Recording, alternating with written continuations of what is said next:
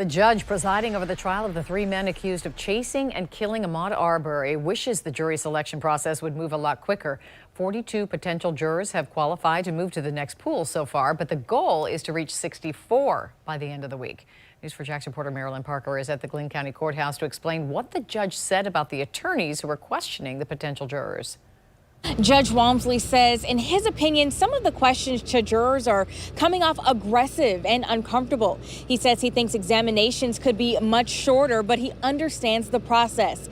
There was also some brief discussion today on if jurors will be kept anonymous during the trial. Once 64 potential jurors are selected, they'll be questioned even deeper for the trial of the three men accused of murdering Ahmaud Arbery. Attorney Gene Nichols, who's not involved with the case, says in many high-profile cases, the jurors are anonymous once the trial begins. So when one of the parties brings it to the attention of the court that they believe it's having the jurors anonymous, that's typically when you see it. Sometimes mid-trial, it depends upon the publicity. This is the perfect case of a lot going on outside the courtroom, a lot going on outside this trial. So it will not be surprising at all midstream as we're seeing the discussion happen. This hasn't been decided for this trial yet, but defense attorneys did mention it during Thursday's proceedings.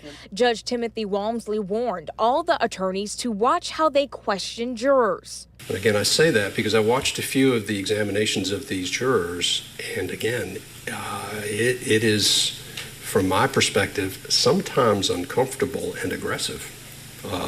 And I understand we're trying to get at information, but I just point that out. We aren't sure which questions asked made the judge feel this way. The defense argued to dismiss one juror because of the name on their Facebook account that was changed after filling out the questionnaire, and the defense worried it was done to hide posts about the case.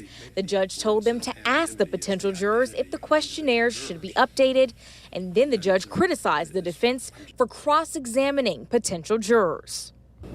The judge reiterated how long this process is taking, but did point out the goal of reaching 64 potential jurors and how we are getting close to it. One thing we also want to mention is a potential juror today we learned is 18 years old. That's the youngest we've had so far.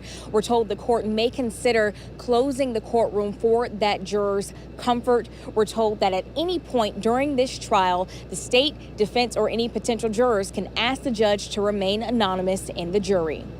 In Glynn County, Marilyn Parker, Channel 4, the local station. Thank you, Marilyn. And remember, you can follow along with the trial with a special section on our website. Go to news4jax.com/Arbery case. You'll find all of our stories as well as an interactive timeline of the case.